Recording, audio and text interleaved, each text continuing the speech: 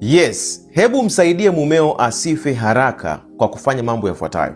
Kwanza, punguza kumlaumu mume wako. Yaani katika vyote anavyovifanya, wewe unaona mabaya tu kila wakati. Kweli? Haiwezekani. 2, punguza kumnunia bila sababu. Wakati mwingine zungumza, ni bora useme kuliko kununa. Sema shida ni nini? Sema.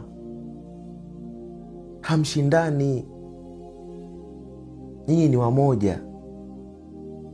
Lakini 3, mtie moyo mume wako. Mwambie asante mume wangu, pole, Mungu atakusaidia, atafungua milango. Wewe kila siku ni kelele kelele. Mpunguzie mume wako kelele kila wakati. Mume wako hana utulivu, mpe nafasi ya utulivu kidogo. Jambo lingine, mtii na kumheshimu mume wako angalau mara moja kwa wiki basi.